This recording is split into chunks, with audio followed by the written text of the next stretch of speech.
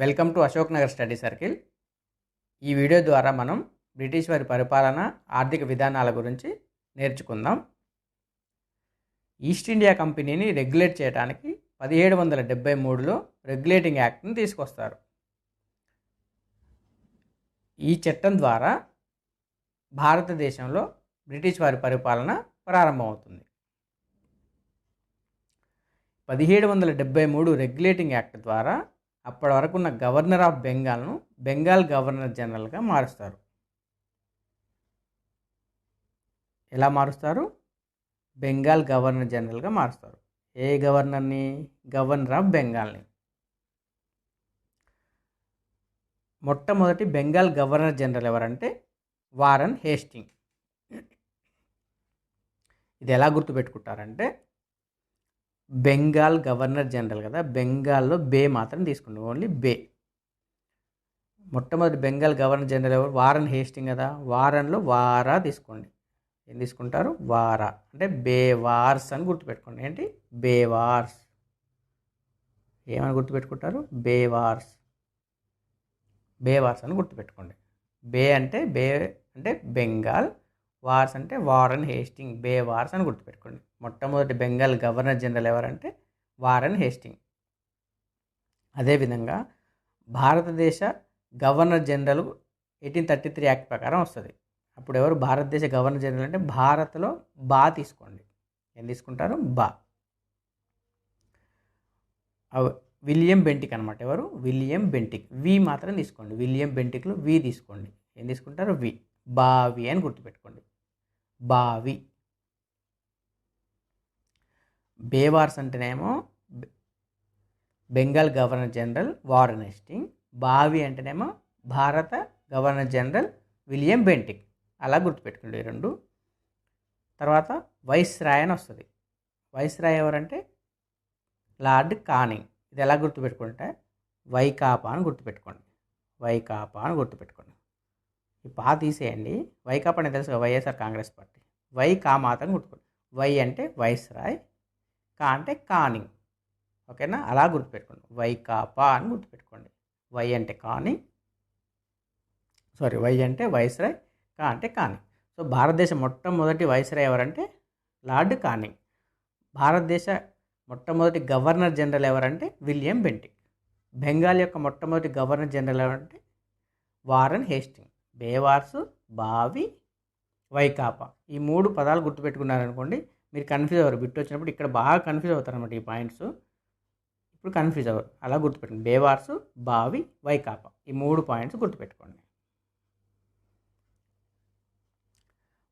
1773 regulating act ద్వారా బొంబాయి, మద్రాసు గవర్నర్లు ఏదైనా పక్క రాష్ట్రాలతో, అంటే రాజ్యాలు, అప్పుడు రాజ్యాలు కదా, పక్క రాజ్యాలతో యుద్ధం కానీ సంధి విషయంలో ఖచ్చితంగా అధికారం బెంగాల్ గవర్నర్ జనరల్కే ఉంటుందన్నమాట.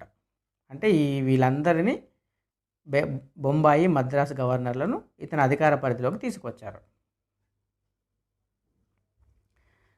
గవర్నర్ జనరల్ పరిపాలన సహాయం చేసేందుకు 4 సభ్యులు గల ఎగ్జిక్యూటివ్ కౌన్సిల్ను ఏర్పాటు చేశారు. ఎంతమంది సభ్యులు? 4 సభ్యులు. గవర్నర్ జనరల్కు పరిపాలనలో సహాయం చేసేందుకు 4 సభ్యులు గల ఎగ్జిక్యూటివ్ కౌన్సిల్ని ఏర్పాటు చేశారు. సో భారతదేశంలో ఏ చట్టం ప్రకారం ఎగ్జిక్యూటివ్ కౌన్సిల్ని ఏర్పాటు చేశారని అడుగుతారు బిట్. అంటే 1773 రెగ్యులేటింగ్ యాక్ట్ ప్రకారం ఎగ్జిక్యూటివ్ కౌన్సిల్ని ఏర్పాటు చేశారు. అయితే ఏదైనా బిల్లు పాస్ అవ్వాలంటే గవర్నర్ జనరల్కు వీరిలోని 2 సభ్యుల మద్దతు తప్పనిసరి అనమాట. 2 ఒప్పుకుంటేనే అప్పుడు బిల్లు పాస్ అవుతుంది.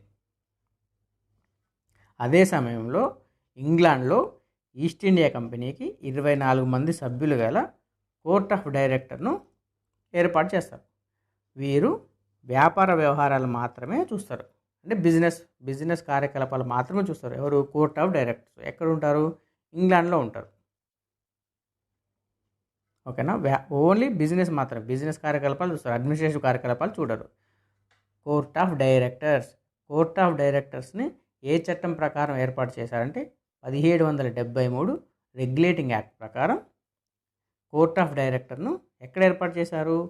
ఇంగ్లాండ్లో ఏర్పాటు చేశారు. అది గుర్తుపెట్టుకోండి. ఎగ్జిక్యూటివ్ కౌన్సిల్ ఏమో ఇండియాలో ఏర్పాటు చేస్తారు.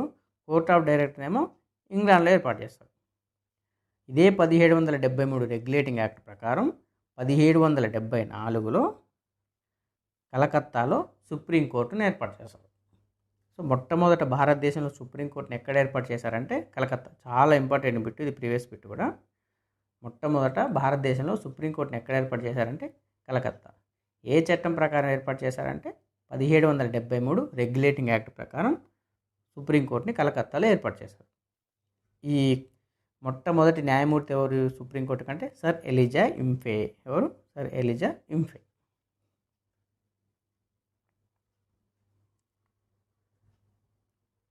నెక్స్ట్ 1784లో పీట్స్ ఇండియా చట్టాన్ని తీసుకొస్తారు. దీనికి పీట్స్ ఇండియా చట్టం అనే పేరు ఎందుకు వచ్చిందంటే అప్పటి ఇంగ్లాండ్ ప్రధాని పీట్స్ విలియం జూనియర్, ఇతని పేరు మీదుగా ఈ చట్టాన్ని పేరు వచ్చిందనమాట.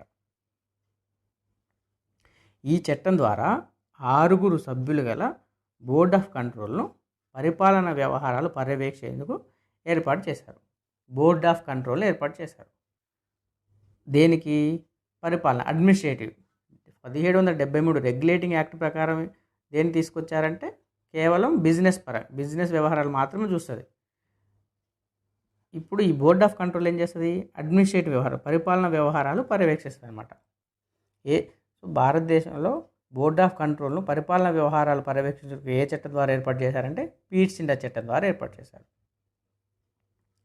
అదే ఈ చట్టం ద్వారా మళ్ళా గవర్నర్ జనరల్లో కౌన్సిల్ సభ్యుల సంఖ్యను 4 నుంచి 3కు తగ్గిస్తారు. రెగ్యులేటింగ్ యాక్ట్ ద్వారా 4 ఏర్పాటు చేశారు కదా ఎగ్జిక్యూటివ్ కౌన్సిల్. అదే ఎగ్జిక్యూటివ్ కౌన్సిల్లో 4 నుంచి 3 తగ్గిస్తారు. వీరిలో ఒక మద్దతు సరిపోతుంది. 73 యాక్ట్ ప్రకారం అయితే 2 మద్దతు కావాలి. అదే ఇప్పుడు ఇక్కడైతే ఒక మద్దతు సరిపోతుంది. ఇది ఎలా గుర్తుపెట్టుకుంటారంటే ఈ board of control, court of directors కొంచెం కన్ఫ్యూజ్ అవుతారు. దేని ద్వారా ఏది ఏందని. కోర్ట్ ఆఫ్ డైరెక్టర్స్ దేనికి, బోర్డ్ ఆఫ్ కంట్రోల్ దేనికి అనేది కన్ఫ్యూజ్ అవుతుంటారు అనమాట.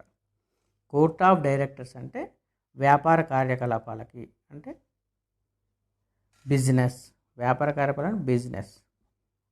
బి అని గుర్తుపెట్టుకోండి. బి. కోర్ట్ అంటే సి, డైరెక్టర్స్ అంటే D.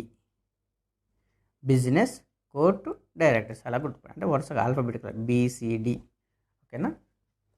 Board, business, court, director. ఓకేనా? అదేవిధంగా పరిపాలన అంటే అడ్మినిస్ట్రేషన్. అడ్మినిస్ట్రేషన్ అంటే ఏ, బోర్డు అంటే బి, కంట్రోల్ అంటే సి. ఏబిసి అని గుర్తుపెట్టుకుంటారు. ఏమని గుర్తుపెట్టుకుంటారు? ABC alphabetical order. ఏ అంటే అడ్మినిస్ట్రేషన్, బి అంటే బిజినెస్. ఫస్ట్ లెటర్స్ గుర్తుపెట్టుకోండి. ఏ అంటే అడ్మినిస్ట్రేషన్, బి అంటే బిజినెస్. ఓకేనా? ఈ వీడియో మీకు నచ్చినట్లయితే లైక్ చేయండి, షేర్ చేయండి.